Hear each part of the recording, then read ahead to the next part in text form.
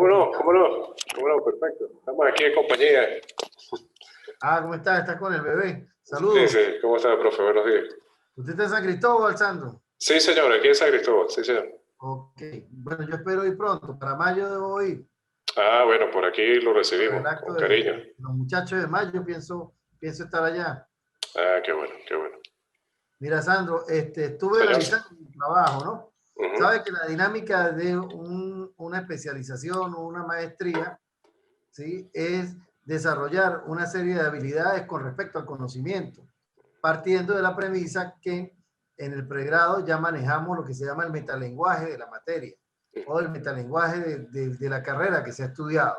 Entonces, en base a esto, la finalidad de cursar un estudio de cuarto nivel es desarrollar todo este tipo de habilidades. Por eso es que el trabajo analítico conlleva una responsabilidad de documentarse doctrinariamente.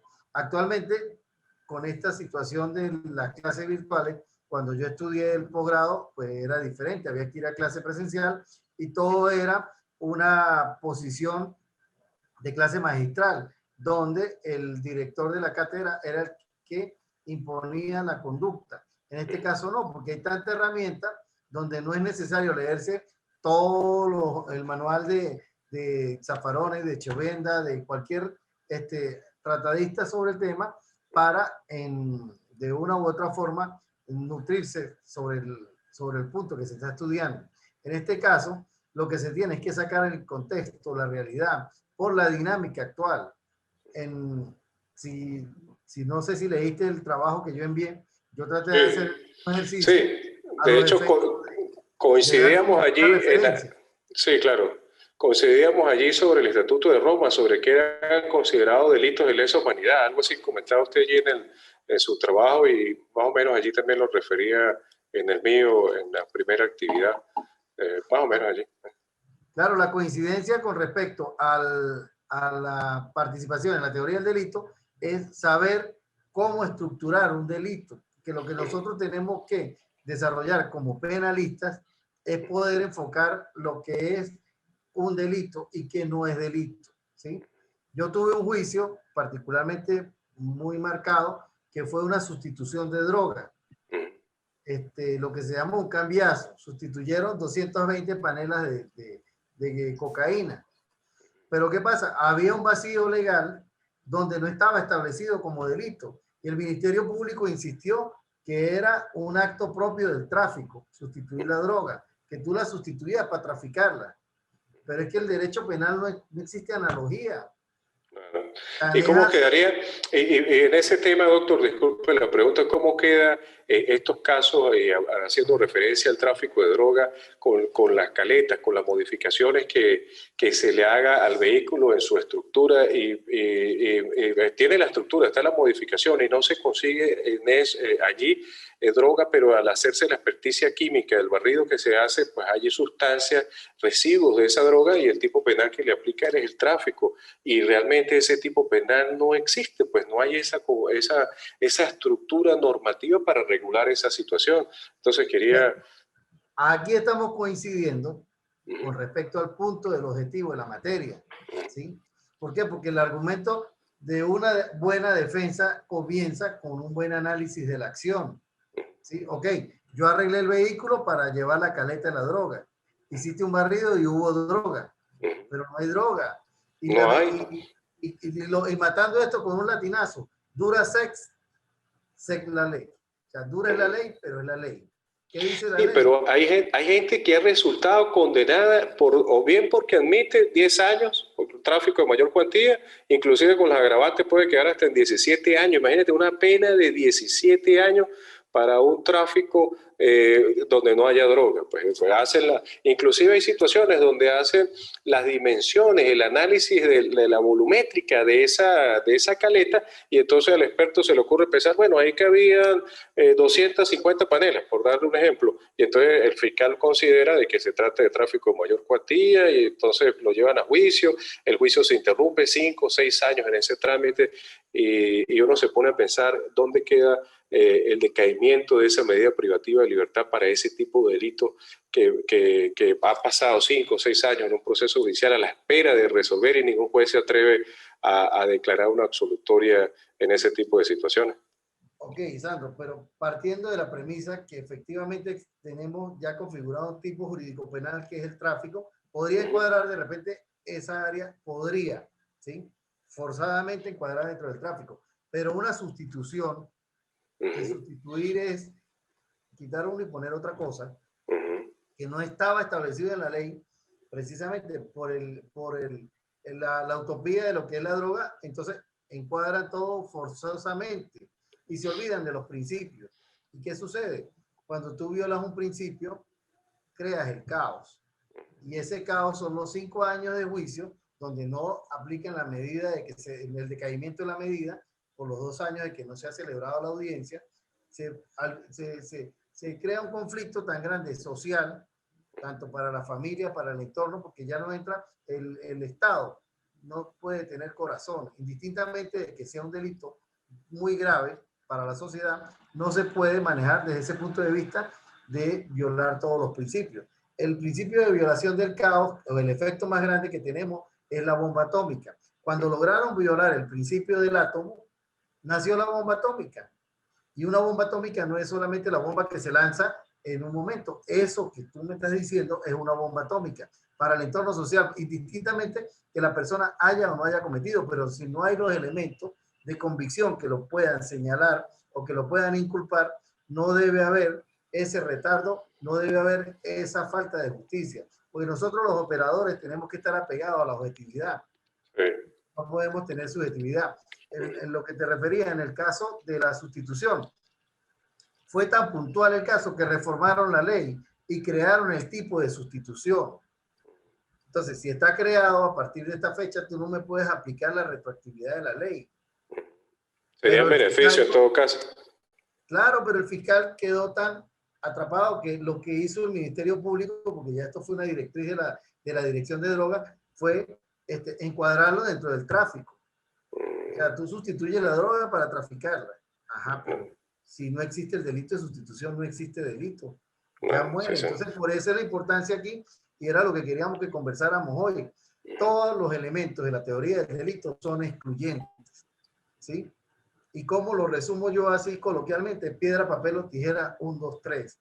Si la acción es excluyente, ya no existe delito. Okay, analizamos la acción. La acción no es excluyente.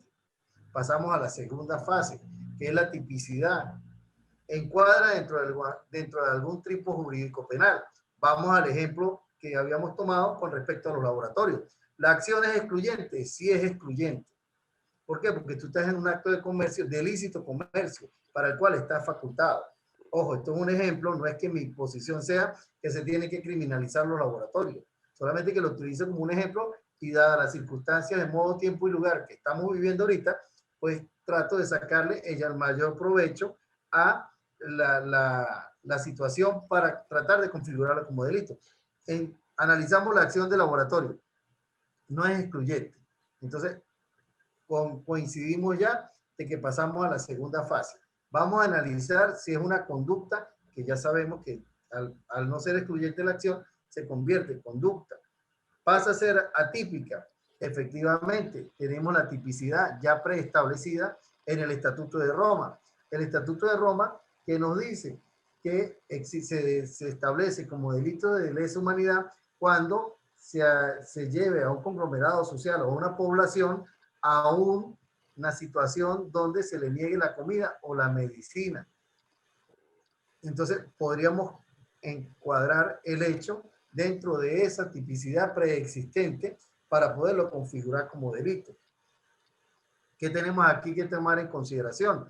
Que efectivamente los laboratorios han mantenido una posición desde siempre con respecto al manejo de sus ingresos, porque efectivamente si usted ejecuta un acto, no vamos a decir un acto de comercio, un acto dentro de los límites de su profesión, dentro de los parámetros profesionales, pues debe tener una contraprestación.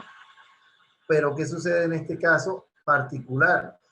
Que desde la teoría que se ha manejado del delito, no encuadraría dentro de esa tipicidad, como lo hace saber usted en el desarrollo del papel. Pero ¿qué sucede?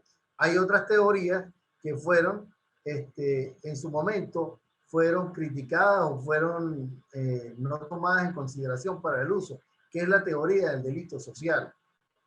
Efectivamente, cuando esa teoría la escribieron en los alemanes, aquellos que yo cito en el trabajo, ellos hablan de la teoría del delito social, pero la dinámica social era muy diferente a la dinámica social que tenemos al día de hoy, partiendo de que no existía Internet, no se había descubierto el genoma humano. Son dos dinámicas sociales muy importantes que marcan un cambio de paradigma o un cambio de estilo de vida o de conducta con respecto al momento en que se creó esa teoría. Podríamos decir que ellos fueron en ese momento visionarios para 100 años después poder haber encuadrado un hecho o una posible teoría dentro de un delito. Descartamos la tipicidad, vamos a la antijuricidad. Toda acción típica tiene que tener una antijuricidad. ¿Qué es una antijuricidad? Que nos determine una sanción. Y entramos aquí, entra la culpabilidad y la penología, a saber qué sanción hay. Entonces, yo tomé como referencia el delito establecido en la legislación española con respecto al uso de los laboratorios con los medicamentos. ¿Qué hacen? Ellos tienen una sanción administrativa y una sanción pecuniaria y una sanción personal, que es del triple de lo que pudieron haber percibido como una sanción pecuniaria, ¿sí? ¿Cuál es la idea de un paper? La idea de hacer un paper es desarrollar una idea o un boceto para que a través de un análisis más profundo de todos los elementos que puedan configurar la idea principal, se pueda encuadrar o no encuadrar dentro del delito. Para mi punto de vista, el único factor que hay distinto a cualquier otro tipo de actividad que realice un laboratorio es que ha sido declarado esto como una pandemia. Y aun cuando no es distinto, sí es diferente, porque una enfermedad es igual, pero cuando es decretada como pandemia, los efectos que trae son muy particulares. Nunca había pasado lo que está sucediendo ahorita, ni siquiera en la gripe española que atacó a todo el mundo, o sea, a todo el globo terráqueo. La pandemia, la última fue el H1N1 y antes de eso decretaron una pandemia con el HIV, pero solamente fue en África, que había unos índices de mortalidad muy grandes y fue una enfermedad pandémica solamente por un tiempo bueno, por un tiempo no, fue por 10 años que se llamó pandemia, pero fue a los efectos de los laboratorios. Entonces, el asunto aquí es poder delimitar socialmente qué diferencia tiene una enfermedad de la otra, a los efectos comerciales o de estructuras de diseño, de medicación o de avances tecnológicos con respecto a lo que era en un momento una pandemia, a lo que es el día de hoy de una pandemia. Porque analizando la situación de hecho, el mundo se encuentra paralizado desde todos los aspectos, ya sea comercial, tributario, todo ha tenido un efecto con respecto a esto. Entonces, debe establecerse el parámetro social de qué situaciones quedan suspendidas con respecto a una pandemia, porque no se puede relajar de que queda en manos de ciertas personas desarrollar una enfermedad en un laboratorio para crear un caos. Entonces, lo que se trataba el ejercicio era ese, que el analista supiese, como en el caso suyo, de la caleta dentro del vehículo, porque va a ser delito si no hay nada. ¿Está diseñado? Sí, está diseñado. Entonces, ese era el punto. Ahora no sé cuál ha sido tu experiencia al respecto. No, profe, bien, básicamente, pues, el tema que mandó a analizar, pues, era algo novedoso, ¿no? Porque también choca allí el interés comercial y más aún el derecho de autor que pueda tener esas fábricas, ¿no? Que producen esos medicamentos. Entonces choca ese interés colectivo con el interés comercial de quien lo elabora y se establece allí un conflicto de intereses de quién tiene la razón, si es conveniente o qué interés puede tener un laboratorio en producir en masa un medicamento cuando no va a producir o generar una ganancia para él y está la contraparte de quien lo necesita. En el caso de nosotros, los países latinoamericanos, que no tenemos los recursos para acceder, a acceder en masa a esos medicamentos, entonces se forma un conflicto allí, ¿no? La opinión mía, pues allí era que los laboratorios para mí no incurrían en delito, toda vez que cuando existía la acción no había la tipicidad, no había la antijuricidad, no había la culpabilidad y menos la penalidad para esa acción, porque a fin de cuentas no estaba regulada, esa era mi opinión, esa acción hecha o que realizaban los laboratorios a producir ese medicamento y que era vendido o el acceso era limitado, solamente tenía acceso el que tenía el recurso económico.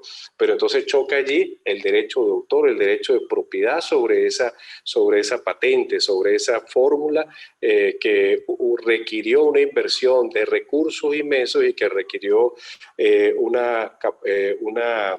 un recurso humano capacitado que no se consigue a la vuelta de la esquina. Entonces esa era básicamente mi opinión respecto a ese tema. No, efectivamente, Sandro, pero el asunto es que a partir de esta situación de la pandemia y lo que se está, la tendencia universal con respecto al delito, es que ya el delito no es un hecho social determinado dentro de un grupo específico.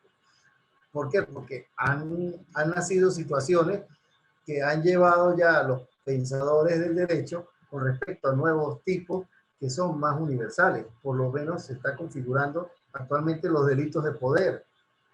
Los delitos de poder es donde el Estado, ¿sí?, a través de sus representantes, o los representantes del Estado, a través de sus prerrogativas, quieren o utilizan esa prerrogativa para cometer hechos que, aun cuando no están establecidos como delitos, se convierten en delitos por complicidad. En el curso pasado analizamos el caso de Alex Saab. ¿Por qué el Estado sale a defender a una persona? ¿Sí? O el Estado no. Los representantes del Estado se toman las atribuciones que les concede el Estado para, en un momento determinado, proteger a una persona porque les conviene. Entonces, eso se está analizando para convertir esto como delitos de poder, donde usted consigue unos eximentes de punibilidad y como tienes las facultades y hay como quien dice la amistad o el interés personal en un momento determinado, entonces quiere venir, como que dice, a aplicar un antídoto para que esa persona no sea declarada responsable de los hechos que se le están señalando. Porque la diferencia que hay entre una acusación y un señalamiento es que en la acusación hay una serie de elementos de convicción criminalística que efectivamente configuran o que posiblemente pueden configurar la responsabilidad de una persona dentro de un hecho punible específicamente. Entonces, eso se analizó. También se está hablando ahorita de otro tipo de delitos que se están configurando, que son los delitos políticos, donde las personas se están amparando en el caso específico de la enfermera de Chávez, que es una paisana de San Cristóbal, que ella está siendo señalada aquí, está siendo acusada por un delito de corrupción. Pero entonces ella solicita en España de que no confía en esta jurisdicción. Pero tomando en consideración que si usted no confía en esta jurisdicción y España le da la protección, entonces se está utilizando el derecho para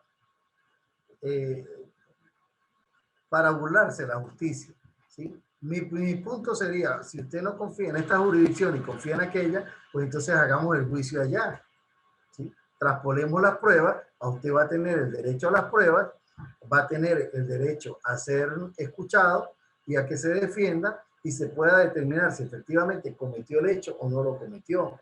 Pero no se puede amparar bajo un subterfugio legal a que comete un hecho impunible que efectivamente es señalado en su lugar de origen y queda amparado en otro medio social por unos manejos interpretativos de la norma. Entonces, eso va a cambiar. No estoy diciendo que eso sea teorías que existen como tal, pero sí se van a venir planteando porque la impunidad va a venir siendo atacada de una forma más directa. ¿De acuerdo? Entonces, el ejercicio de la teoría del delito es eso, que todos los participantes, a través de los análisis y de la interpretación, lograsen documentarse. No es que se tienen que leer todos los libros, pero sí tener documentación de qué teorías existen al respecto y poderlas aplicar en un momento determinado, para poder desvirtuar cuando un hecho es punible o cuando no es punible, aun cuando esté en la ley. ¿De acuerdo? Entonces, bueno, yo espero los trabajos de las personas que se interesen en enviarlo y se planteará la evaluación y se harán los correctivos necesarios en su momento determinado. Entonces, bueno, muchachos, yo espero, no sé si hay alguna pregunta, algún comentario, alguna duda, alguna vicisitud que quieran compartir porque esta es la última discusión sincrónica que se va a hacer respecto a la teoría del delito como tal. Profe, en esta actividad que hice esta semana sobre los ilícitos cambiarios, usted nos envió a analizar allí la modificación de la ley que luego dejó de entrar en vigencia, cómo se castigaban o cómo se castigan los ilícitos cambiarios. Y uno ve aquí en la zona de frontera, doctor, y disculpe el comentario, y estoy seguro que los que están escuchando pues creo que comparten la misma opinión mía. En muchos casos, hace unos 3, 4 años atrás, se privaba de libertad en flagrancia a aquellos que tenían 50.000 pesos, 100.000 pesos en el bolsillo, que eso representaba $30, $40 americanos nada más, y se le atribuía legitimación de capitales conforme a esa ley de ilícitos cambiarios. En flagrancia, quedaban privados de libertad hasta su audiencia preliminar. Estoy hablando que más de 100 personas fueron privadas de libertad por esa naturaleza. Pero luego entró, dejó de ser vigente esa ley, dejó de estar en vigencia esa ley y ese tipo penal, porque el mismo Estado reconoció de que efectivamente era necesario el manejo de las divisas en las transacciones. Entonces, lo vemos en las estaciones de servicio. En cualquier parte del país ya se paga en moneda extranjera. Entonces, el punto en concreto que yo quería preguntarle, profe, doctor, ¿cómo queda allí aquellas personas que fueron privadas de libertad por una improvisación allí por más de 2 meses, privados de libertad por cargar $40, $50, y luego el Estado reconoce que efectivamente era necesario, que es necesario el uso, el menudeo pues, de las divisas en la calle, y él es partícipe ahora de ese tipo de negociaciones, de ese tipo de transacciones? ¿Cómo quedan esos procesos? Porque hay algunos que aún fueron a su audiencia preliminar, aperturaron juicios, aún están siendo procesados por las demoras judiciales y no se ha terminado ese juicio para ese tipo de personas. Eso quería comentarlo. ¿Qué es lo que sucede? Aquí hay un imperativo de ley que el Estado, por eso se pedía el análisis, y es lo que se ve en las primeras clases que se pueden escuchar de Zaffaroni. La teoría del delito o la función de la teoría del delito es contener, ¿sí? Crear una represa donde va a contener al Estado, porque el que tiene el poder de imperio es el Estado. El poder de imperio, a través de que es el que va a ejecutar la ley, va a crear la ley. El Estado tiene esa prerrogativa que se despacha y se da el vuelto. Y la tiene a través de una legitimación que le dan en el momento en que se hacen las elecciones. Entonces, el principio es, o lo que se quiere decir es que inicialmente cuando se eligen los gobernantes se les da esa herramienta, ¿sí? Entonces, para hablarlo coloquialmente, ¿quién tiene la culpa, el mono o quien le da la hojilla al mono? ¿Ve? ¿Qué tenemos aquí? Crearon un delito porque me convenía, fue un delito a conveniencia, pero no estuvo en franca aplicación la teoría del delito. No cumplió la función la teoría del delito, porque penalizaron algo en su momento por conveniencia. Entonces, cuando el delito entra en el ramo subjetivo, pierde la esencia. Y al perder la esencia, lo que les decía, se rompió el principio y se creó el caos. Todas esas personas que fueron detenidas en un momento determinado por tener una divisa, porque así tuviesen $1 o $1, era un delito. Y resulta que de repente dijeron no. Yo tengo un caso que manejé de un amigo de la piscina, donde negociamos sus prestaciones en Valle. Y a él cuando le pagaron era un equivalente a $200.000.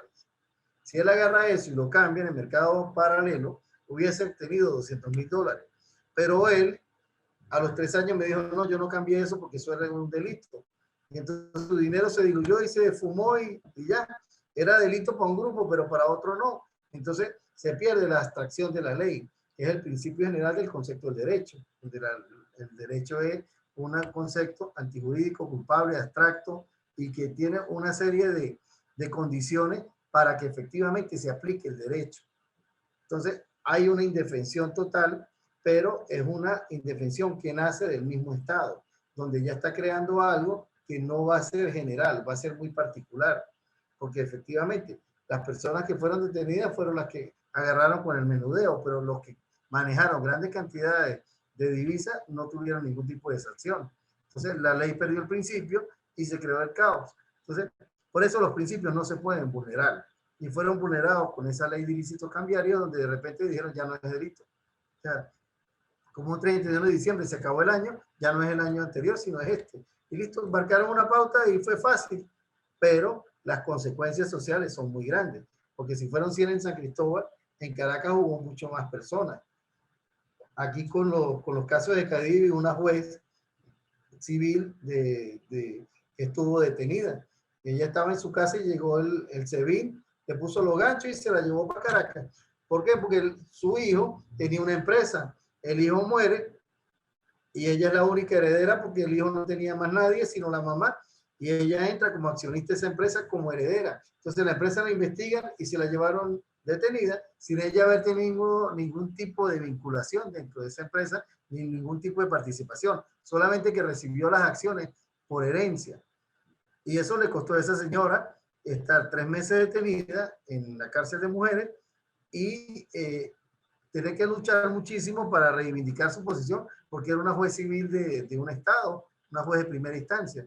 No es porque sea juez diferente, sino que efectivamente ella no tuvo ningún tipo de participación, pero fue responsable. Y ni siquiera fue por acción ni por omisión, sino por llamarlo de una manera sencilla, por carambola. Se le murió el hijo, esas acciones son de ella porque lo establece el Código de Comercio. Entonces, no se analizó la teoría del delito cuando se configuraron los tipos jurídicos penales dentro de la ley de ilícito cambiario, y eso configuró un caos. Entonces, por eso es importante que llamar a la reflexión en esta cátedra de analizar lo que es la teoría del delito, porque no el hecho de que lo diga la ley que es delito no se configura delito. Siempre el delito tiene que tener una serie de principios que todos los elementos de la configuración del tipo son excluyentes. Si se excluye uno, no hay delito.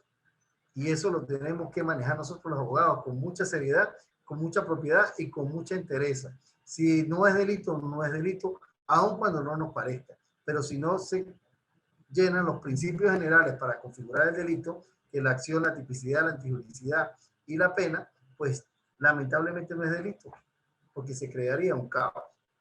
¿De acuerdo? Entonces, bueno, muchachos, cualquier cosa, espero recibir los trabajos, los voy a evaluar, les envío las notas y cualquier comentario estamos a su disposición. Y un requerimiento que tengan en Caracas, pues ahorita que está un poco difícil la movilidad, con toda confianza me pueden escribir sin ningún problema. María Raquel, que no te conocía, ¿alguna opinión? ¿Alguien quiere opinar algo? ¿Algo? Excelente, profe. Me gustó la temática y yo también tenía la misma duda que el compañero Sandro y claro que me la aclararon entre los dos. Estuvo muy buena porque yo precisamente estaba en eso hace 2 días leyendo lo de la ley. Pero sí, muy buena la clase, profe. Gracias. Bueno, muchachos, entonces cualquier cosa estamos en contacto. Saludos y mucha suerte y éxito con las demás materias. Y bueno, yo estoy en San Cristóbal en mayo, espero estar por allí. ¿De acuerdo? Gracias. Gracias, profe. Feliz día. Vale, que estén muy bien. Felicidad a todos entonces. Hasta luego, feliz tarde. Hasta luego. Gracias, Luz, por el apoyo. Hasta luego. A la orden, doctor. Hasta luego. Vale. Hasta luego. Hasta Feliz luego. tarde. Gracias.